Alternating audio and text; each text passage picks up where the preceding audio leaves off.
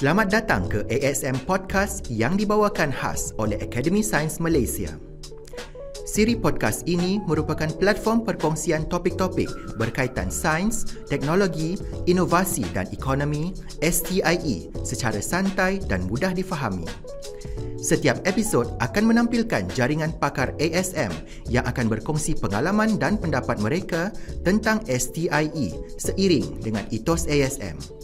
Budayakan sains, raikan teknologi, cetuskan inovasi. Saya dibesarkan dalam keluarga perguruan. Bapa saya guru, mak saya guru, kakak saya guru, kemudian saya guru, adik saya kemudian guru. So kami semua dalam satu keluarga perguruan, dan oleh itu pendidikan menjadi satu fokus yang cukup penting. Dalam saya membesar sebagai pelajar, saya lihat bagaimana bapa saya menjadi seorang guru yang membuat pengorbanan yang begitu banyak. Guru-guru dahulu agaknya berbeza dengan guru-guru sekarang. Mereka membuat kerja bukan saja menepati waktu-waktu yang tertentu. Bapa saya selepas petang ataupun selepas habis menjadi guru secara formal juga membuat banyak lagi aktiviti-aktiviti perguruan untuk membantu orang-orang di sekitar tempat saya dan juga memberi tunjuk ajar tentang hal-hal yang lain. Jadi saya lihat ini satu kerja yang mempunyai martabat yang cukup tinggi, very high sense of purpose, dan itu menarik perhatian saya. Bagaimana kita boleh membantu, memberi orang ilmu, dan dalam konteks ini kita tidak memerlukan wang. Kalau kita ada ilmu, kita boleh memberi ilmu itu dengan hampir percuma kalau kita mahu. Tidak memerlukan pelaburan-pelaburan banyak, melainkan masa saja.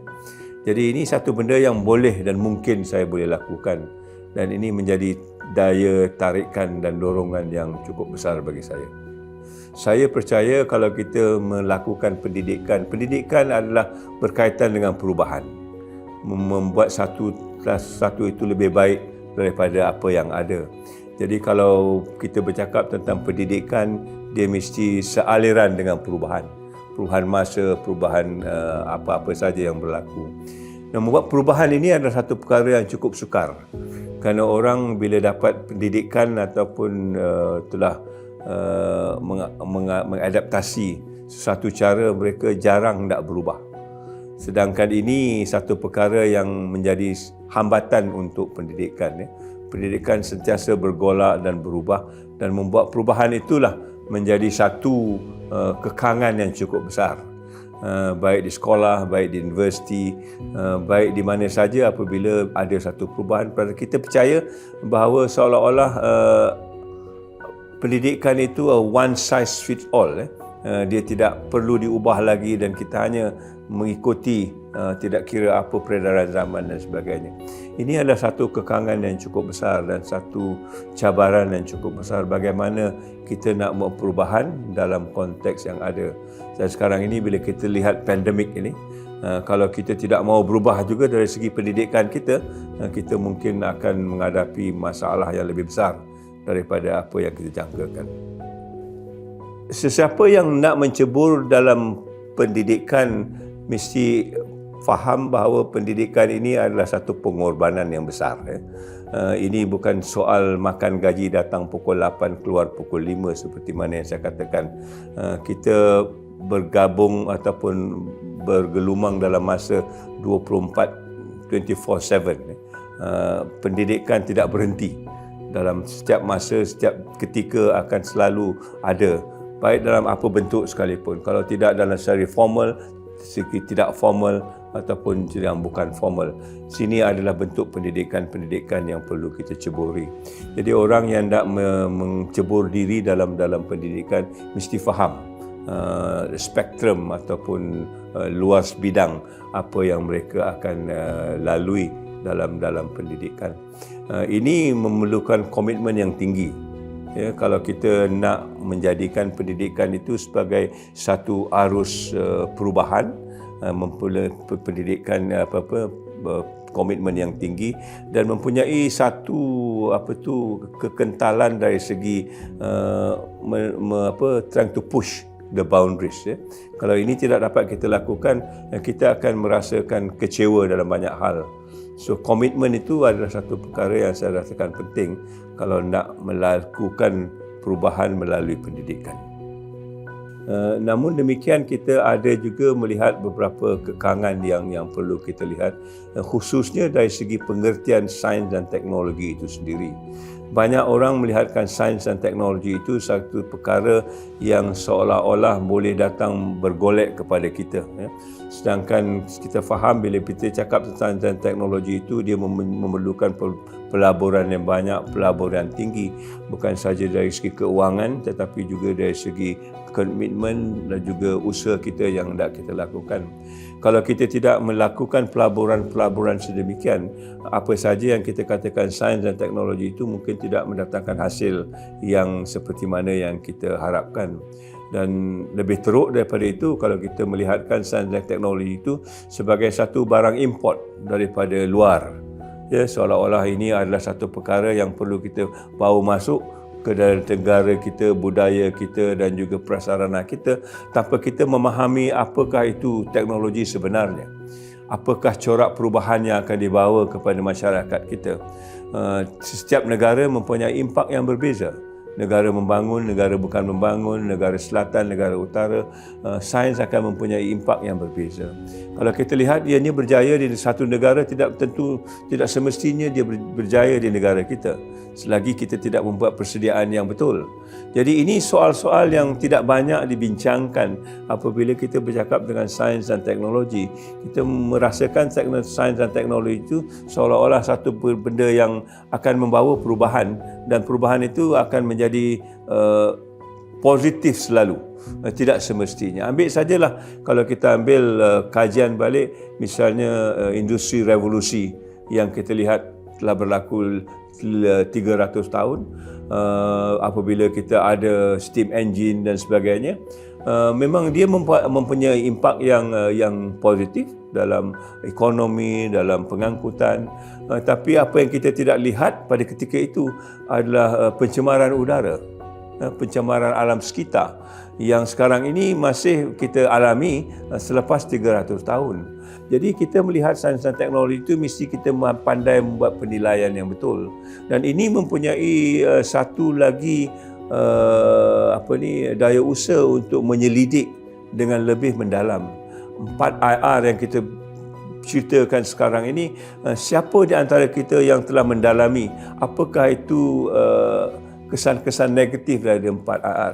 Kita hanya bercakap daripada kesan-kesan positifnya, tetapi kesan negatifnya kita tidak bercerita. Oleh itu kita tidak dapat membuat perimbangan yang betul. We cannot make the right balance. Berapa banyak di antara 4 IR ini perlu kita ambil dan berapa banyak yang perlu kita tinggalkan. Jadi dalam kita menilai sains dan teknologi, ini adalah aspek yang cukup penting bagi saya. Membuat perimbangan yang betul.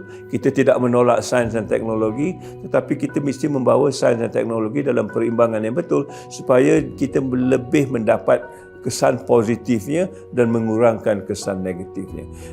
Di banyak sekolah, baik di universiti, ini tidak diajar. Kita hanya diajar apa itu sains dan teknologi, bagaimana kita nak menggunakannya dan membuat penilaian yang betul, tidak diajar. Dan ini satu-satunya yang saya rasa perlu kita perbaiki dalam kita melihat apa itu sains dan teknologi untuk perubahan masa hadapan. Selepas pandemik, kita sudah mula melihat bahawa pendidikan tinggi bukan sahaja di Malaysia, di seluruh dunia gagal dalam banyak aspek. Kita lihat saja dalam pandemik ini, kita lihat banyak pusat-pusat pengajian ataupun universiti-universiti terpaksa ditutup, dan universiti-universiti yang dikatakan bertaraf antarabangsa, bertaraf dunia pun juga tutup. Jadi ini menampakkan kepada saya kita tidak mempunyai persediaan yang betul untuk masa hadapan. Sedangkan saya katakan tadi, pendidikan adalah untuk perubahan masa hadapan. Jadi maknanya jangkaan kita untuk masa hadapan, untuk memperbaiki kedudukan kita bagi masa hadapan tidak begitu jelas dan tidak begitu baik.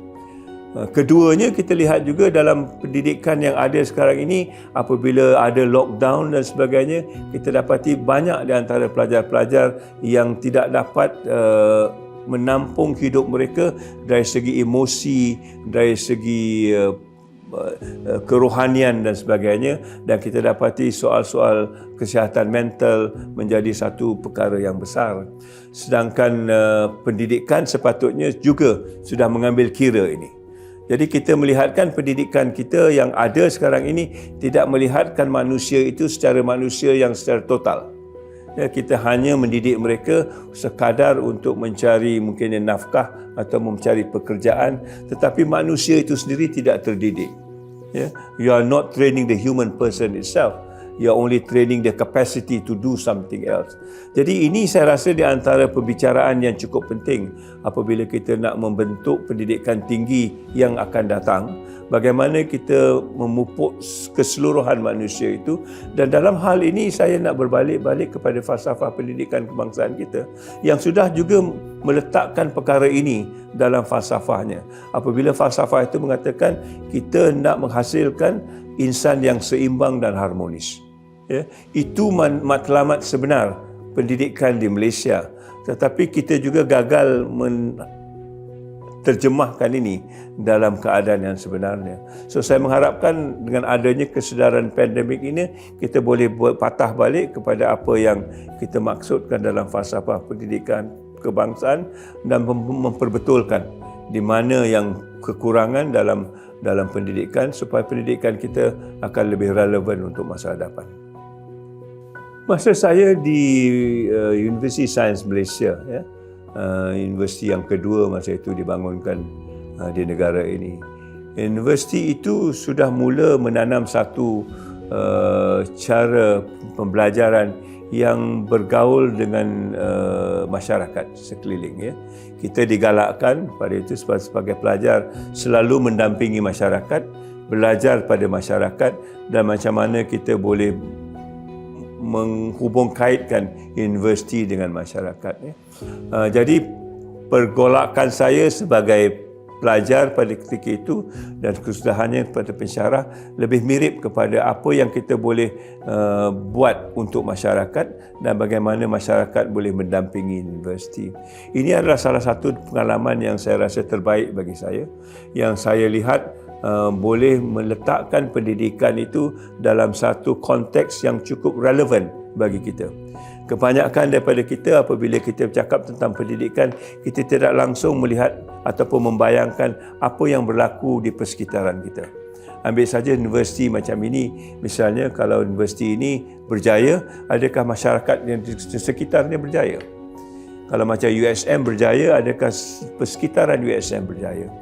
Kalau universiti yang cukup berjaya, dia akan membawa masyarakat tu berjaya sama-sama dengan dia. Kerana universiti dengan masyarakat tidak boleh kita pisahkan. Ini adalah salah satu dari pengalaman yang saya rasa saya cukup hargai.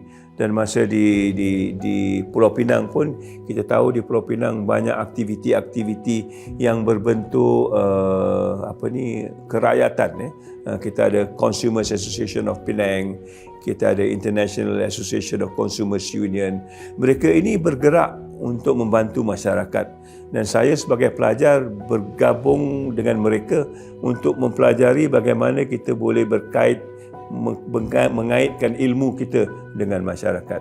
So ini adalah antara pengalaman yang saya rasa penting dan saya cukup gembira melihat sekarang ini perdebatannya adalah bagaimana universiti sekarang ini boleh bekerjasama dengan masyarakat, mendampingi masyarakat dan menjadikan universiti itu lebih relevan kepada suasana ataupun persekitaran yang ada di negara ini. Apabila saya disuruh menjadi Naib Chancellor di USM pada tahun 2000, ya, ini memberi satu tekanan dari aspek itu untuk saya menanyakan apa itu universiti. What is a university in the first place? Ya? Walaupun kita dalam universiti selalu, tapi kita jarang bertanya apa itu universiti. Ramai orang menganggapkan universiti itu tempat kita mencari rezeki ataupun mencari nafkah ataupun mencari kerja. Tetapi bila saya diberi amanah untuk mentadbir universiti, saya mesti faham apa itu universiti. Dan ini menggerakkan saya untuk memahami. Sebab tu saya mula menjumpai falsafah pendidikan kebangsaan. Walaupun saya sudah lama bekerja dengan universiti, saya rasa ramai jugalah pensyarah-pensyarah yang sudah bekerja di universiti tidak pernah melihat apa itu falsafah pendidikan kebangsaan. Jadi kita menjalankan universiti kita ini seolah-olah atas satu dasar yang tidak jelas, ya. So saya mendalami falsafah pendidikan kebangsaan dan mendapati bahawa universiti itu mempunyai dari aspek kita ciri-ciri yang tertentu. Yang misalnya saya katakan keseimbangan manusia. Ya, dia kata universiti kita mesti menghasilkan manusia yang seimbang dan harmonis. Dan harmonisnya dari segi intelek, fizikal, rohani dan emosi. Ya. Rohani dan emosi ini sudah kita lihat dalam keadaan pandemik seperti yang saya katakan tadi, kita tidak langsung berlaku adil kepadanya. Kita tidak memberi keseimbangan yang cukup kepada emosi dan rohani berbanding dengan jasmani dan intelek. Ini adalah antara perkara-perkara yang saya dalami dan ke dalam usaha itu mendapati satu lagi perkataan yang selalu digunakan, iaitu sejahtera. Ya. Dalam falsafah pendidikan kebangsaan mengatakan apabila manusia itu ataupun pelajar itu seimbang, dia akan mencapai kesejahteraan diri. Dan kesejahteraan diri itu akan menjadikan mereka sebagai penyumbang kepada masyarakat dan negara. So these are the sequence, ya, tertib-tertib yang perlu kita lihat untuk mendidik pelajar-pelajar supaya berguna kepada masyarakat. Dan kefahaman-kefahaman yang tentu, misalnya sejahtera, apa itu sejahtera? Bagaimana universiti boleh mewujudkan kesejahteraan diri? Ini adalah antara benda-benda yang cukup penting bagi saya untuk memaknakan universiti. So, minggu lalu kita meraihkan 20 tahun sejahtera apabila saya mula mengungkapkan apa itu kesejahteraan di USM. Dan sekarang ini sudah ada banyak dimensi-dimensi yang boleh kita kaitkan dengan sejahtera, bagaimana kita boleh menyumbang kepada kesejahteraan melalui pendidikan. Ini adalah satu antara sumbangan yang mungkin saya boleh rasakan penting bagi saya mengeluarkan, ya, satu lagi aspek yang sudah ketinggalan. Misalnya falsafah pendidikan kebangsaan sudah diwujudkan pada tahun 1988. Hampir 30 tahun, 40 tahun. Tapi sekarang ini tidak ramai langsung orang berbincang tentangnya. Seolah-olah ini sudah ketinggalan zaman, seolah-olah ianya tidak lagi relevan kepada kita. Dan ini perlu kita bawa balik dan kita bincang balik dalam aspek-aspek yang penting untuk memajukan pendidikan kita yang berkaitan dengan post-pandemic ini. Kalau saya lihat apa yang ada dalam falsafah pendidikan kebangsaan dan apa yang kekurangan dalam pandemik ini, ada satu perkara yang cukup rapat hubungannya. So we need to bring this back supaya kita dapat memahami apa yang perlu kita hadapi sebagai cabaran masa hadapan.